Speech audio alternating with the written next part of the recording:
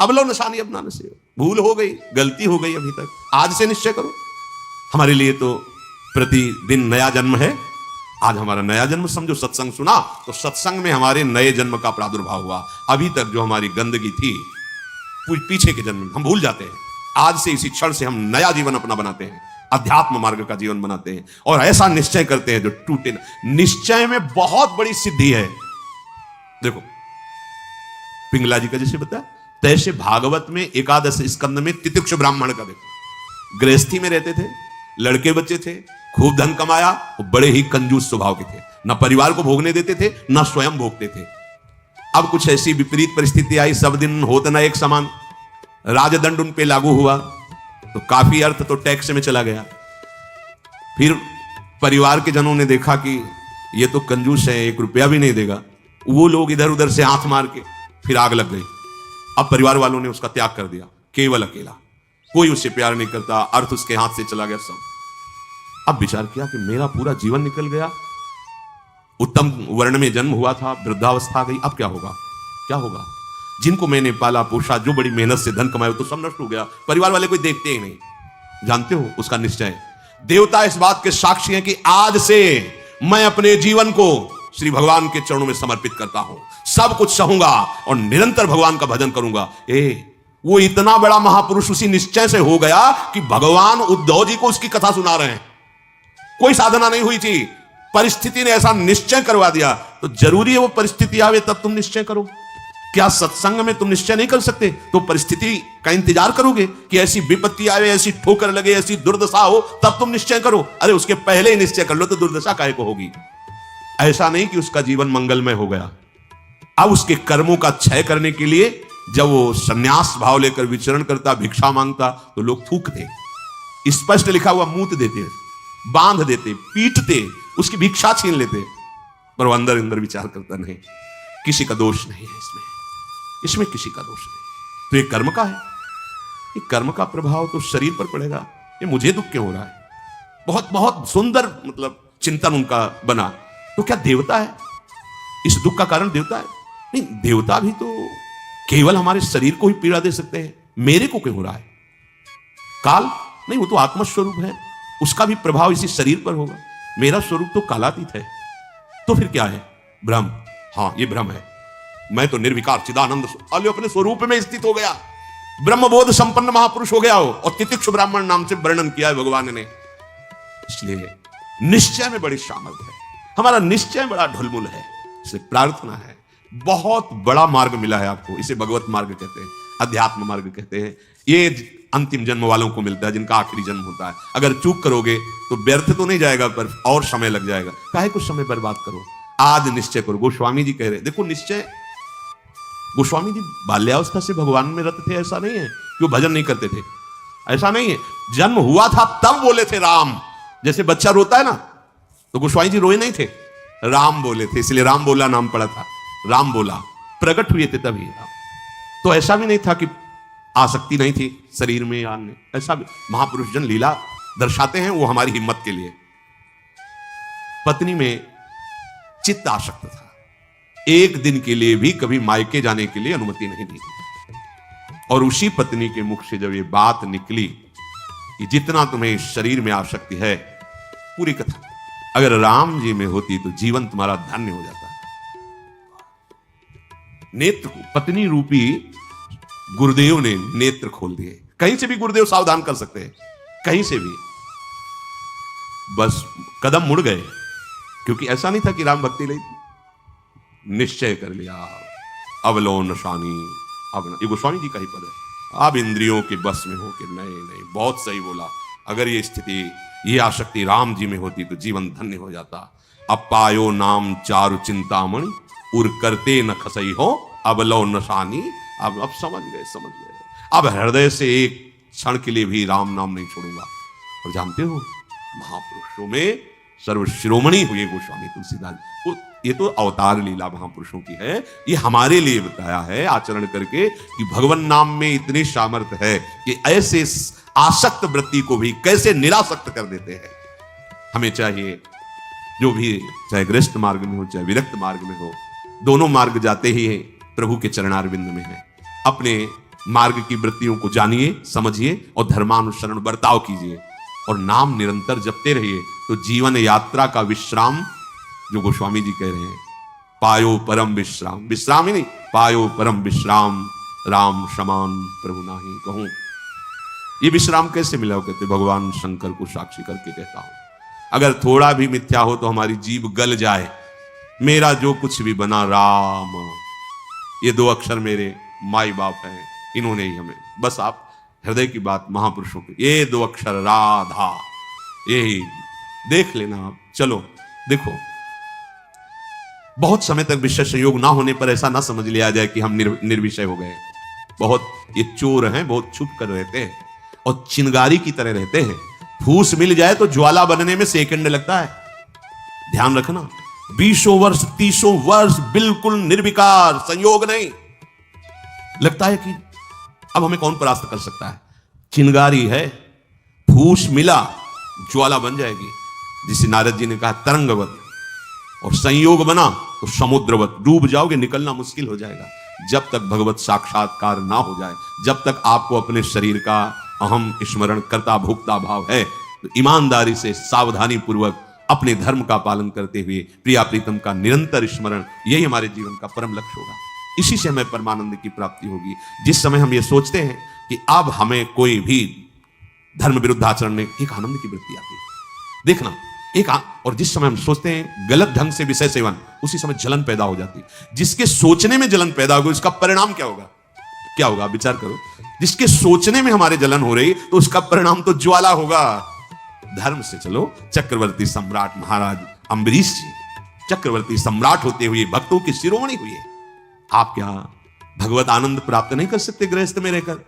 ये उद्दंड लोगों की बातें नहीं सुननी चाहिए। जैसे आप, अरे ये तो बाबा जियों के लिए है, सन्यासियों के लिए, हमारे लिए थोड़ी नहीं। भाई, मनुष्य जन्म सबको भगवत प्राप्ति के लिए, भगवदानंद में। देखो, आपके अच्छे आचरण हो, आप जितेंद्री हो, आप नाम जप कर रहे हो, आप कोई नशा नहीं करते, सबकी सेवा का भाव है, तो राम राज्य नहीं हो गया?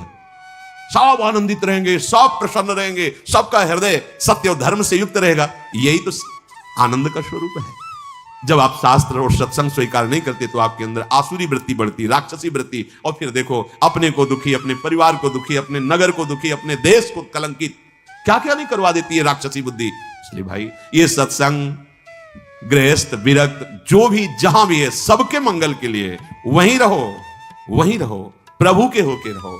दूसरों को दुख पहुंचाने वाली बात, चेष्टा मन में भी मत लाओ, सबको सुख पहुंचाओ, नाम जप करो, सबका मंगल हो जाएगा। देखो, हम सब तरंगे हैं, समुद्र में ही उछल रहे हैं, हमारा अस्तित्व तो नहीं है, तरंगों का अस्तित्व तो नहीं है। ऐसे ही हम भगवत स्वरूप हैं, प्रभु रूपी अगाध समुद्र में हम तरंगे की तरह है, हमारी कोई सत्ता नहीं है। ये जो सोच रहे हो ना, सत्ता नहीं, सत्ता उन्हीं की है, उन्हीं की है। अभी आप समझ नहीं पा रहे। तरंग है क्या? समुद्र ही तो है। वायु विकार खत्म हुआ, समुद्र ही था, समुद्र ही है, बीच में तरंगे, ये सब तरंगे हैं। मन की तरंगे मिटा दो, फिर देख लो आप क्या हो, भगवत स्वरूप परम आनंद में। अब चाहे सृष्टि में रहो, चाहे धाम में जाओ, कोई फर्क नहीं पड़ता। व्यवहार में भी रहते हुए परमानंद, शरीर छूटे तो प्रभु में परमानंद। उसी के लिए तो हम प्रयास करें, जितनी चेष्टाएं कर रहे हैं, सुख के लिए ही तो कर रहे हैं। हे भाई, आप कोई भी हो, गृहस्थ हो, विरक्त हो, कोई भी हो, धर्म से चलो, नाम जप करो, सबकी सेवा की भावना अंदर रखो, तो मनुष्य जीवन का लाभ मिल जाएगा। ये उद्दंडता पूर्वक तर्क वृत्ति रखोगे तो अभी सौभाग्य मिल रहा है सुनने का। धीरे धीरे समय ऐसा आ जाएगा, आपको शत वार्ता सुनने को नहीं मिलेगी। देख लेना, सत वार्ता जिसके श्रवण मात्र से हमारे हृदय में आनंद का स्फुरण हो और हम उस आनंद के बल से निर्विषय हो जाएं, वो वार्ता सुनने को नहीं मिलेगी। फिर और समय आएगा, धर्म सुने नहीं काना, कलिकाल बिहाल की मनुजा, नहीं माने को अनुजा तनुजा। सब होश में अभी समय है, तर्क वितर्क छोड़ो। जैसा शास्त्र सदगुरुदेव संत जन कह रहे हैं, वैसी बात मान लो, निहाल हो जाओगे, परमानंद में मगन हो जाओगे। ये हम बुद्धि की बात नहीं कहते कि तर्क वितर्क आप करें। तर्क, सत्संग तर्क नष्ट करने के लिए होता है। हृदय में देखो, बहादुरी जबान से कहने की नहीं है, ये हृदय की बात है। ये यहां युद्ध होता है। पता नहीं क्यों बनी हुई है। वेद विद्या पढ़त, कर्म धर्मन करत, जलप तन कलप की अवधियानी, चारु गति छाण संसार भटकत भ्रमत, आस की पास नहीं तोरी जानी। स्पष्ट वर्णन है, इसका मनन हुआ है गुरु कृपा से, तब हम आपको कह रहे हैं, मनों का निरीक्षण करके। आस की पास नहीं तोरी जानी सकल स्वार्थ करत, क्योंकि आस की पास नहीं तोरी जानी तो सकल स्वार्थ करत, रहत जन्मत मरत दुख और सुख के होत मानी, अरे छाड़ जंजार कैसे न निश्चय धरत, एक किन रमत हरिवंश बानी। क्यों निश्चय नहीं करते, उस आस की पास को क्यों नहीं तोड़ देते?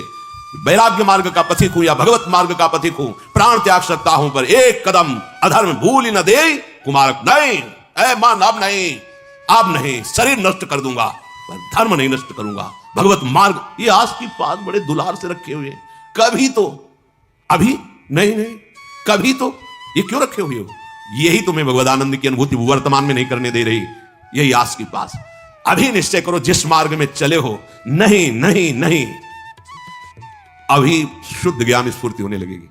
ये सब यहां की देखी हुई बातें कह रहे हैं आपको, बच्चापन से इस मार्ग में है तो यहां देखी हुई बातें कर रहे हैं। बहुत वैराग्य में जीवन, एकांतिक जीवन, फिर भी आशा। पूछो उससे किसकी आशा, क्यों, क्या चाहिए? उत्तर नहीं मिल रहा। चाहिए ये भोग? नहीं, देखना भी नहीं, तो आशा क्यों? पता नहीं। आप देखो, अंदर से देखो, जब यहां की बात कही जाएगी ना तो सबके यहां की बात होगी। ये अलग से नहीं रचा, उसी मशीनरी से बनाया गया जिससे सब निकले हुए हैं, सब मशीनरी। इसीलिए ये तो हमारे मन की बात कर रहे हैं, वो तुम्हारे मन की बात नहीं कर रहे, संपूर्ण सृष्टि की बात कर रहे हैं। क्योंकि जिससे मन रचा गया है, जिससे शरीर रचा गया है, वो वही एक ही डिपार्टमेंट, वहीं से रचा गया है। यही हमें भगवदानंद की प्राप्ति नहीं करानी। बहुत धैर्यपूर्वक सुनना है और समझना है। ये हम अपने मन की बात कहते हैं, इसको पढ़ा है, इसको देखा है, इसको समझा है। वैराग्य में जीवन है, इतना भी कहीं गुंजाइश नहीं है, फिर भी आशा है। पूछा जाए इसको भोगों के लिए तो ना है, फिर भी आशा है। ये क्यों है?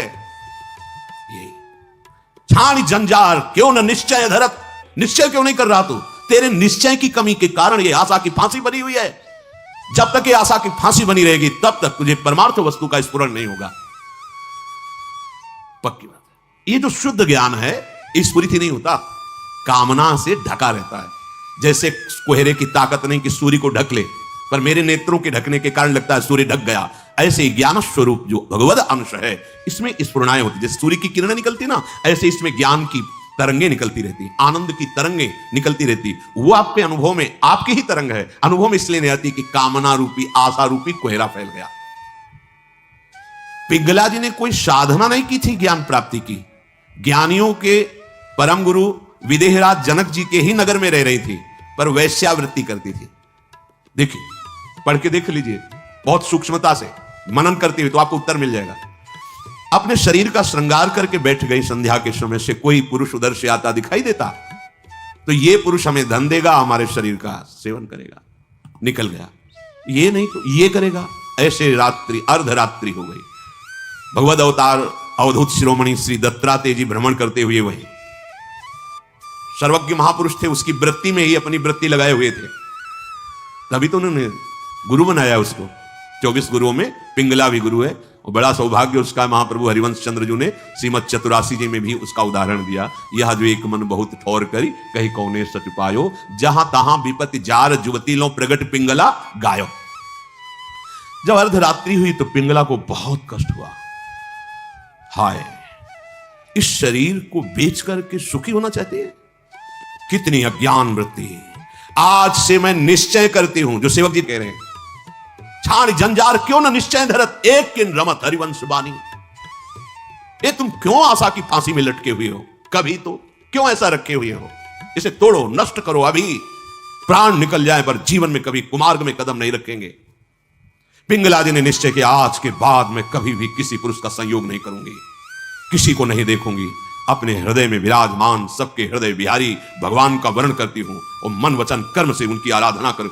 उसी समय इतनी पवित्र हो गई, वो महापुरुष बन गई कि भगवान दत्तात्रेय जी ने 24 गुरुओं में उसको रख लिया, एक गुरु पिंगला जी को बनाया। क्या साधना की थी? विरति हो गई अपनी वृत्ति से और निश्चय दृढ़ कर लिया, और फिर कभी फिसली नहीं। तो बड़े बड़े आचार्य कोटि के महापुरुषों ने निष्ठा के लिए उसका उदाहरण दिया। जहां तहां विपत्ति जार जुबती लो प्रगट पिंगला गायो, आशा ही परमम दुखम नैराश्यम परमम सुखम। आज के बाद कभी नहीं, मर जाऊंगा, कभी नहीं। अभी अभी भगवदानंद स्फूर्त होने लगे, अभी ज्ञान विज्ञान स्फूर्त होने लगेगा। हिम्मत नहीं पड़ रही, इस बात का निश्चय करने की हिम्मत नहीं पड़ रही। क्यों? क्योंकि आपको आशा है, भोग में सुख है। हिम्मत कर लीजिए तो आप अभी जीवन मुक्त अवस्था में पहुंच जाएंगे, क्योंकि उस अवस्था में पहुंचने के लिए कोई बाहरी क्रियाओं की आवश्यकता नहीं, वो हमारा स्वरूप है। हम जीवन मुक्त थे, जीवन मुक्त है, जीवन मुक्त रहेंगे। हमने अपनी स्वतंत्रता को, भगवदानंद को कामना और आशा की फांसी में बांध दिया है, हम ही को तोड़ना पड़ेगा। इसलिए छाणी जंजार क्यों न निश्चय धरत, आगमा पाइनो अनित्यास्तांश तितिक्षस्व भारत। ये आने जाने वाले विकारों में तुम इतने कमजोर हो गए कि तुम आशा की फांसी बांधे हुए हो, तो परमम दुखम, दुख ही भोगना पड़ेगा।